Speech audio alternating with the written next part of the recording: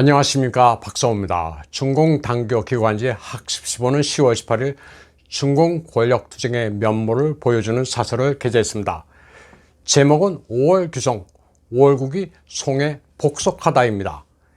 이 문장은 중국 역사상 5대 10국 시대 5월국 국왕 첸추의 고사를 언급했습니다. 5월국의 국왕 첸추는 조광윤의 송조가 천하의 대세라는 판단에 따라 송나라에 자발적으로 복속하고 후손들의 안위를 도모한 인물입니다. 조광윤에 맞섰다가는 5월국 백성들이 전화를 입게 되니 자발적으로 송나라에 나라를 바치고 신하가 됐다는 유명한 고사입니다. 5월국의 13주 86개현을 바치고 복속됐다고 해서 이를 한자성어로 납토귀복이라고 합니다. 학습15는 당시 천하대세가 사방에 할가하던 군웅들은 겉으로는 중원을 존중한다고 하면서 암암리의 독립세력을 추구했다고 말했습니다. 이들은 음험한 생각을 가지고 세력을 확장해 중원을 넘보려 했다고 설명했습니다. 이는 중앙권력 시진핑과 이에 암암리에 도전하는 상하이빵 간의 쟁투를 빗댄 겁니다.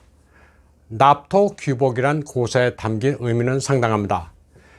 영토를 바치고 귀순하라는 건데 공동 부유에 협조해 가진 것을 다 내놓고 권력 의지도 버리라는 겁니다. 역사를 보면 5월국 국왕 첸추는 남당의 리위가 왕권 부귀라는 말로 유혹하면서 연합해서 조광윤에 대항하자고 유혹했지만 천하의 대세가 송조라는 것을 파악하고 송조의 귀순에 남당을 공격했습니다. 이 지도는 5대 10국 시대 판도입니다. 여기서 후주를 이은 게 송입니다. 송은 5월국과 함께 남북으로 남당을 협격했습니다. 국왕의 지위도 버리고 영토와 군사를 모두 조광윤에게 바친 첸추는 임종 직전 자손들에게도 유언을 남겼습니다. 세상 돌아가는 것을 제대로 파악해 진정한 군주를 만나게 되면 곧바로 섬기라는 유언이었습니다. 송태종은 첸추를 아주 가상하게 여겼습니다. 건국에 이바지한 데다 자손에게까지 송조에 충성하라는 유언까지 내리자 송태종은 그의 후손들에게 부귀영화를 약속했습니다. 학습 15 문장의 의미는 너무나도 분명합니다. 반시진핑 세력에 대해 알아서 기라는 겁니다. 확실히 항복해 충성을 맹세하면 부귀영화를 보장한다는 것입니다. 이에 대해 상하이빵도 도웨이왕을 통해 맞섰습니다. 조우 언라이의 비서였던 차옥관화가 짱칭에 붙은 역사를 언급했습니다. 시진핑 진영을 사인방에 비유해 절대 투항하지 말라는 비유입니다. 차옥관화는 중공의 1세대 외교관으로 조우 언라이와 30년을 붙어 지냈습니다. 조우 언라이를 거의 아버지뻘로 섬겨 신임을 받았습니다. 그런데 조우 언라이의 병세가 위독해지자 짱칭 편에 붙었습니다. 문혁 와중에 있었던 일로 당시 차옥관화는 장칭의 환심을 사기 위해 무리들을 모으기도 했습니다. 도웨이 왕은 시류를 잘 파악해 힘있는 쪽에 붙는 처세의 표본으로 차옥관화를 지목한 건데 그가 병사했을 때 인민일보는 42자의 간단한 부고를 발표했을 뿐이라고 말했습니다. 부고에서는 그의 이력에 대해 아예 언급하지 않았다면서 배반자는 끝이 좋지 않다는 식으로 도웨이 왕은 서술했습니다. 장점인 파벌의 마우스피스인 도웨이 왕은 한때 시진핑이 평정한 것으로도 알려졌지만 다시 시진핑과의 투쟁에 나선 게 흥미롭습니다. 가지고 있는 것을 지키고 대대손손 영화를 누리려면 알아서 투항하라는 시진핑에 맞서 상하이빵은 절대 말을 갈아타서는 안 된다고 계파 소속원들을 다잡고 있습니다. 다음 소식입니다. 중공 부동산의 건물 헝따가 깊은 늪에 빠진 것처럼 보이지만 놀랍게도 대마불사의 신화를 이루려 하고 있습니다. 막판에 8천억 달러 미 달러와 채권의 이자를 지불했습니다. 게다가 남방 여러 도시의 부분 주택 프로젝트를 다시 추진하고 있습니다. 그런데 미스테리한 것은 부채를 무슨 돈으로 상환했는지 그 출처에 대해서는 밝히지 않고 있습니다. 그리고 프로젝트 재개는 어떻게 하게 됐는지도 의문입니다. 한 달 이전인 9월 23일 헝따는 대략 8,400억 달러의 채무에 수반하는 20억 달러의 이자를 갚기로 돼 있었습니다. 그러나 이 채무는 30일 정도 유예돼 10월 23일이 만기였습니다. 만약 헝따가 이 이자를 갚지 못했더라면 채권자가 서면 통지와 함께 채무 불이행을 선포하고 법원에 손해배상을 청구했었을 겁니다. 헝다는 3천억 달러의 채무를 가지고는 중공 최대 부동산 기업입니다. 8천억 달러에 수반하는 이자를 갚지 못했다면 아시아 최대 규모의 채무 불이행 사태로 비화될 수 있었습니다. 이전에 헝다는 여러 차례 만기를 넘기고도 이자를 갚지 못한 바 있습니다. 그래서 헝다가 파국을 맞이할 것으로 예측하는 이들이 많았습니다. 그런데 이런 예상을 뒤엎고 헝다는 만기 하루 전에 성공적으로 이자를 상환했습니다. 그리고는 이틀 뒤 선전, 동관, 중산 등 남방의 도시에서 건설 프로젝트를 재개했습니다. 월스트리트 저널은 부채가 과정한 헝다 집단이 무슨 여력으로 파국을 면하고 100만 원의 주택을 지어서 고객들에게 인도한다고 보증할 수 있는지에 대해 깜짝 놀랄 일이라고 보도했습니다. 헝다가 선전 등 중국 남부 연해의 주강 삼각지에서 10여 개의 건설 사업을 평온하게, 안전하게, 질서 있게 추진하겠다고 공지한 사실을 전하기도 했습니다.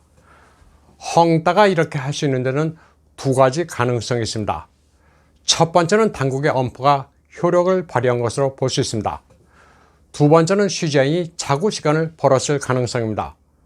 헝다가 최종 채무 불이행으로 파국에 빠져 전국의 은행 시스템에 악영향을 끼치면서 사회 불안을 조성하는 것은 중공 당국이 가장 싫어하는 시나리오입니다. 그런데 주목할 만한 점은 헝다가 극복한 것은 달러화 채무이자, 즉 대외적인 채무 불이행 문제였습니다. 대외 채무 불이행은 상당히 문제가 복잡합니다. 헝다는 케이먼 군대에 등록한 계열사가 있습니다. 따라서 외국 채권자들이 케이먼 군대 회사를 상대로 소송을 걸 수도 있습니다. 승소할 경우 다시 중공을 상대로 소송을 걸 수 있는데 중공 법률상 해외 송사는 인정하지 않고 있습니다. 그래서 문제가 아주 복잡하게 꼬여버릴 수 있습니다. 10월 27일 블룸버그는 중공 당국의 취재인에 대해 개인 재산으로 부채를 상환할 것을 요구했다고 보도했습니다.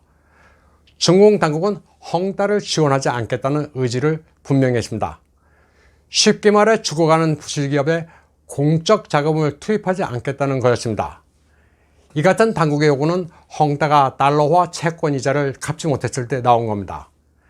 따라서 헝다가 8천억 달러에 수반되는 이자를 상환한 것은 취재인의 돈을 사용한 것일 수도 있습니다.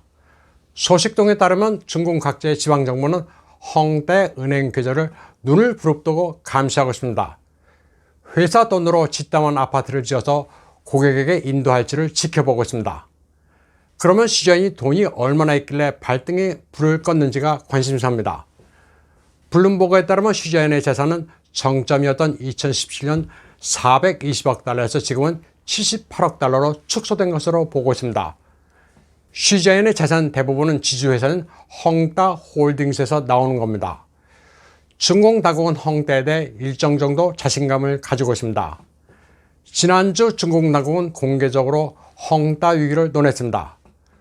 중국 인민은행 금융시장사 사장 저울라는 관련 부문과 지방정부가 위험 처리 공작을 벌이고 있다고 밝혔습니다.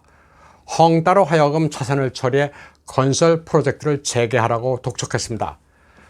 그리고 중국 인민은행장 이강은 헝다 위기는 개별 사안으로 리스크를 일정 범위 안에서 통제해 시스템적 위험 발생을 피할 자신이 있다고 말했습니다. 이어서 국무원 부총리 류허도 부동산 시장이 문제가 있기는 하지만 총체적인 위험은 통제 가능하다고 말했습니다.